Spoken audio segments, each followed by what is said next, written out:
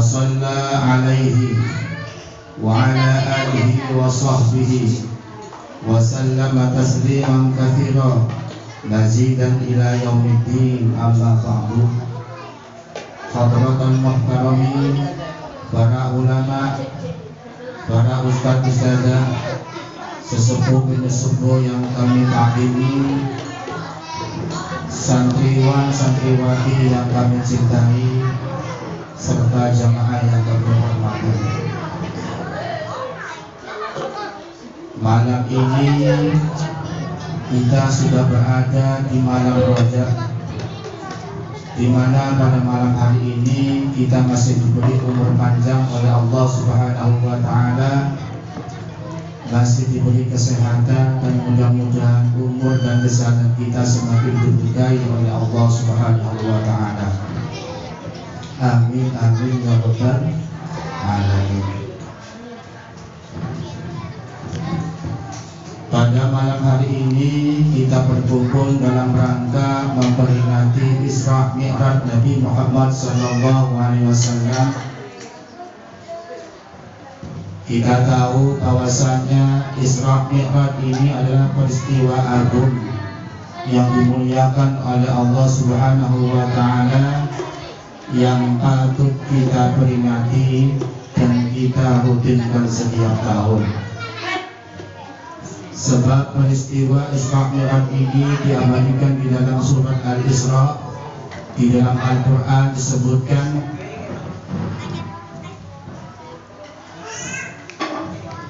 Subhanalladzi asra bi'abdihi laylan minal masjidil haram ilal masjidil aqsa alladzi barakna hawlahu linuriyahu min ayatina innahu huwas sami'ul basir.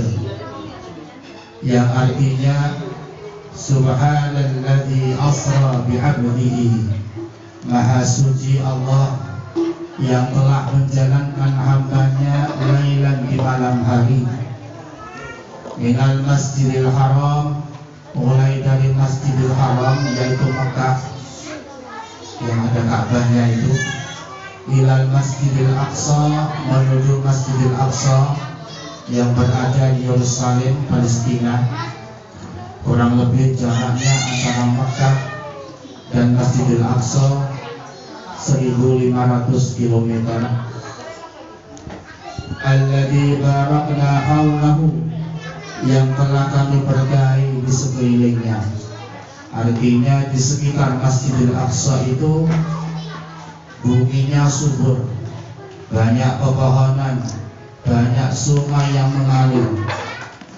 Linuriyahu min ayatina, agar supaya kami memperlihatkan kepada Muhammad sebagian daripada tanda-tanda kekuasaan kami. Innahu huwas sami'ul basir, sesungguhnya Allah Subhanahu wa Ta'ala Maha mendengar dan Maha mengetahui. Para santriwan santriwati, sebelum kita masuk berbicara tentang Isra Mi'raj, ada suatu peristiwa yang sangat menakjubkan, yaitu di mana sebelum terjadinya Isra Mi'raj, Rasulullah Sallallahu Alaihi Wasallam kedatangan malaikat Jibril ditemani oleh malaikat Mikail untuk membedah atau membelah dadanya. Dadanya dibedah, hatinya dikeluarkan, lalu kemudian kotorannya, hatinya dicabut, kemudian dibasuh, dicuci dengan air Zam-Zam. Dalam riwayat lain disebutkan gumpalan darah yang hitam yang ada di hatinya dikeluarkan, yang menjadi tempat sarangnya setan, bagiannya setan dikeluarkan oleh malaikat Jibril, dibersihkan dengan air Zam-Zam, kemudian dipenuhi dengan rahmat. Dalam riwayat yang disebutkan, hatinya Rasulullah menjadi sumbernya rahmat, sehingga perilaku, perbuatannya, tutur katanya, sifatnya Rasulullah itu mengandung rahmat. Rasulullah tidak pernah marah, Rasulullah tidak pernah dendam, Rasulullah tidak pernah zalim, apalagi menyakiti orang lain. Sebagaimana Allah berfirman di dalam Al-Quran, wa ma arsalnaka illa rahmatan lil alamin.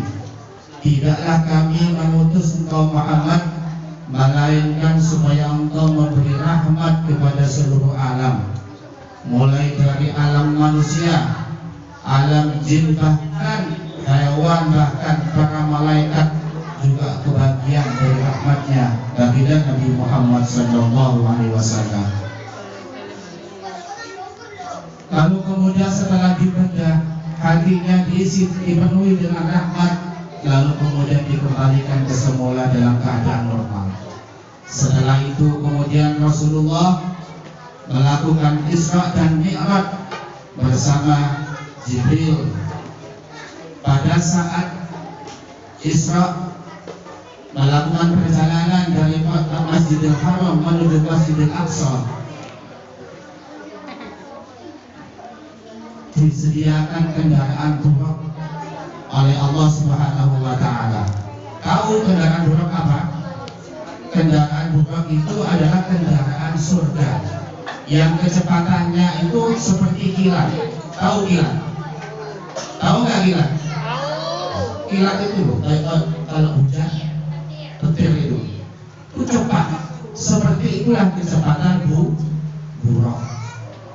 Itulah yang menjadi kendaraannya Nabi Muhammad pada saat Isra Mi'raj dari Masjidil Haram menuju Masjidil Aqsa. Sesampai di Masjidil Aqsa, beliau di sana memimpin menjadi imam sholat para nabi. Lalu kemudian setelah sholat, beliau Mi'raj, naiknya Nabi dari Masjidil Aqsa menuju Sidratil Muntaha, yaitu ke langit 7. Jadi kalau Isra itu perjalanan Nabi di waktu malam mulai dari Masjidil Haram Mekah menuju Masjidil Aqsa.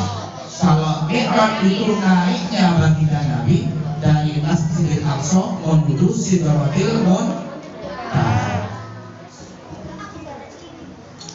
Di dalam perjalanan Isra Mi'raj, Rasulullah diperlihatkan berbagai macam peristiwa kejadian tentang keadaan manusia setelah meninggal dunia. Salah satunya disebutkan di dalam kitab Al-Barul Bahiyah karya Sayyid Muhammad. Pada saat beliau melakukan Isra, di tengah-tengah jalan kemudian Rasulullah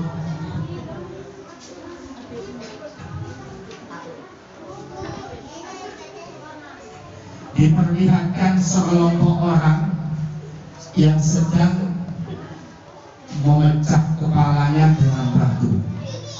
Bayangkan, kepalanya dipecah dengan batu sampai hancur kepalanya. Setiap kali dipecah kepalanya dengan batu, kembali lagi utuh. Tentu dalam keadaan kesakitan. Kira-kira sakit nggak kalau kepalanya dipecahkan dengan batu? Sakitnya luar biasa. Begitu dipecahkan lagi, kembali lagi kepalanya. Lalu kemudian Rasulullah bertanya, ya Jibril, man haulaika? Siapa mereka Jibril? Apa kata Jibril? Jibril menjawab, mereka itu orang yang malas melaksanakan sholat 5 waktu. Diajak sholat berat rasanya, malas. Itulah nanti keadaan umat Muhammad ketika sudah wafat, dia akan memecahkan kepalanya sendiri dengan batu. Lalu kemudian Rasulullah berjalan lagi, bertemu dengan seseorang yang sedang nongkrong di pinggir jalan tanpa busana, tanpa pakaian sobek sampai nggak berpakaian sama sekali. Lalu kemudian ditanya oleh Nabi, ya Jibril, siapakah malaikat Jibril? Jibril menjawab, mereka itu sekelompok orang tadi itu adalah orang yang suka nongkrong di pinggir jalan, mengganggu, mencegah, melarang orang yang mau pergi ke masjid, orang yang mau ngaji, orang yang mau melakukan kebaikan. Itulah keadaan umat Muhammad. Kata Rasulullah SAW, kata malaikat Jibril alaihi salam. Lalu kemudian Rasulullah berjalan lagi, kemudian diperlihatkan sekelompok orang yang sedang menggunting lidahnya dan bibirnya. Bibirnya, lidahnya digunting dengan gunting yang terbuat dari besi. Bayangkan lidahnya, bibirnya digunting, dipotong-potong sendiri. Nah itu. Lalu kemudian setiap kali digunting, dipotong lidahnya, bibirnya, kembali lagi, dipotong lagi, kembali lagi, dipotong lagi, kembali lagi, dan seterusnya. Lalu kemudian ditanya oleh Nabi, ya Jibril, siapa mereka itu? Apa jawabannya? Jibril menjawab, mereka itu adalah orang yang tukang fitnah. Tahu tukang fitnah? Berkata sesuatu terhadap orang lain yang tidak dilakukan oleh orang lain. Itu nanti lidahnya singkat banyak ngomong itu nanti lidahnya digunting. Lalu kemudian Rasulullah berjalan lagi sampai kemudian dipertemukan dengan sekelompok orang yang mulutnya itu seperti mulutnya unta. Tahu unta? Mulutnya kayak apa? Besar. Lalu kemudian mulutnya dibuka, dilempari batu dari api neraka jahanam, dimasukkan ke dalam perutnya, lalu kemudian dikeluarkan, dimasukkan lagi, dikeluarkan lagi, dimasukkan lagi, dikeluarkan lagi, dalam keadaan panas batunya. Sampai-sampai sekelompok orang ini menjerit, menangis, minta tolong kepada Allah Subhanahu wa Ta'ala. Lalu kemudian ditanya, ya Jibril, siapa mereka itu? Apa kata Jibril? Mereka itu orang yang suka makan hartanya anak yatim. Makanya kalian kalau ada temannya yang yatim, berbagi kalau punya makanan. Jangan diambil makanannya anak yatim. Kalau nggak ingin disiksa seperti ini. Lalu kemudian Rasulullah berjalan lagi, dipertemukan, diperlihatkan sekelompok orang yang sedang berenang di sungai darah, sungai yang penuh dengan darah. Renang, lalu kemudian dilempari batu dari atasnya, batu besar. Lalu kemudian ditanya oleh Nabi Muhammad, ya Jibril, siapa mereka itu? Apa kata Jibril? Mereka itu orang yang suka makan riba. Tahu riba? Wis main. Riba itu maknanya duit. Nah, itu nanti akan seperti ini. Nanti akan mandi air sungai darah sambil dilempari kepalanya dengan apa? Batu. Banyak cerita-cerita di dalam perjalanan Isra Mi'raj. Ringkas cerita perjalanan Rasulullah, Isra-nya Rasulullah dari Masjidil Haram menuju Masjidil Aqsa, lalu kemudian Mi'raj ke Sidratil Muntaha. Tujuannya adalah dalam rangka menerima perintah kewajiban sholat. Dulu itu sholat itu yang pertama kali diperintahkan, diwajibkan oleh Allah sebanyak 50 kali. lalu kemudian dikurangi 555 kemudian menjadi 5 kali sehari semalam berdasarkan rekomendasi pertimbangan dari para nabi-nabi yang lain, karena dikhawatirkan umatnya Nabi Muhammad kalau melaksanakan sholat sehari semalam sebanyak 50 kali tidak mungkin 5 kali sehari semalam saja masih malas, bahkan meninggalkannya. Akhirnya keputusan akhir sholat yang diwajibkan sehari semalam menjadi 5 rakaat sehari semalam. Oleh karena itu, mari peringatan Isra Mi'raj ini kita jadikan momen untuk meningkatkan semangat kita di dalam melaksanakan sholat 5 waktu. Sebab sholat 5 waktu itu menjadi tolak ukur diterimanya amal-amal kita yang lain. Nabi bersabda, "Awwalu ma yuhasabu bil abdu yaumal qiyamah." Amalan perbuatan yang pertama kali nanti di hari kiamat dihisab, ditanyakan oleh Allah adalah sholat. Fa idza sholahat sholat sa'iru amalihi. Apabila sholatnya baik, maka baiklah amal yang lainnya. Wa idza fasadat fasada sa'iru amalihi. Dan apabila amalnya buruk, maka buruklah amal yang lainnya. Artinya diterima dan tidaknya amal lainnya tergantung bagaimana sholat kita. Yang kedua, kalau kalian ingin bahagia dunia dan di akhirat, ingin selamat, jagalah sholat. Jangan sampai meninggalkan sholat, biar hidupnya berkah, selamat di dunia dan di akhirat. Sebab disebutkan di dalam kitab ini, wa man lam yuhafid 'ala shalah ulima fid dunya ni'matul barakah fil umri. Barang siapa yang tidak bisa menjaga sholatnya, maka diharapkan di dunianya keberkahan umurnya. Umurnya nggak berkah. Wes sumpah kayak sini, dunia kayak bingung. Wes pokoknya itu tandanya kalau umurnya tidak berkah gara-gara meninggalkan sholat.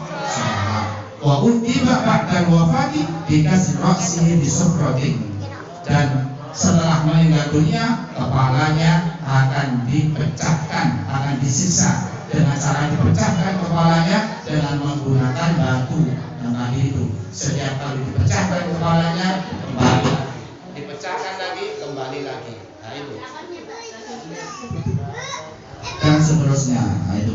Oleh karena itu, mari kita semua kalian setelah ini sholatnya dijaga, biar nanti hidupnya selamat di dunia dan di akhirat. Sebab nanti di hari kiamat itu kelihatan siapa yang sholat dan siapa yang tidak sholat.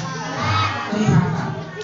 Hal ini sesuai dengan sabda Nabi. Beliau mengatakan, "Man hafadha 'alaiha kanat lahu nuran wa burhanan wa najatan yaumal qiyamah."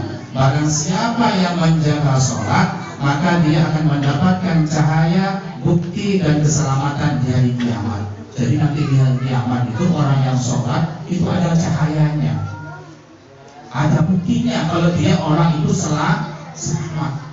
Wa man lam yuhafid 'alaiha lam yakun lahu nurun wala burhanun wala najatun.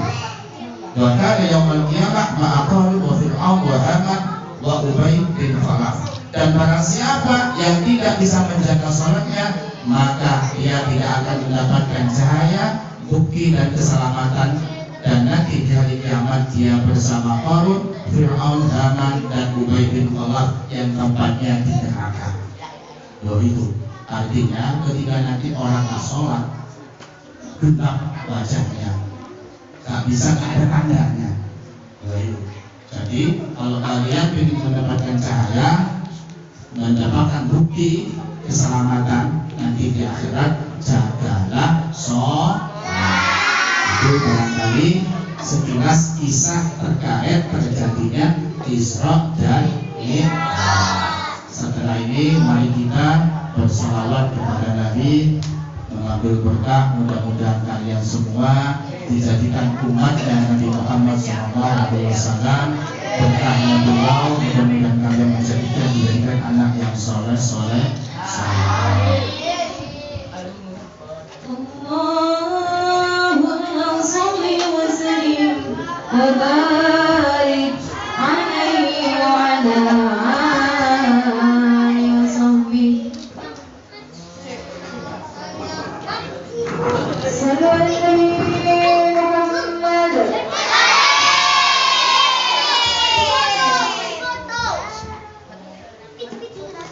Kenapa? Gimana?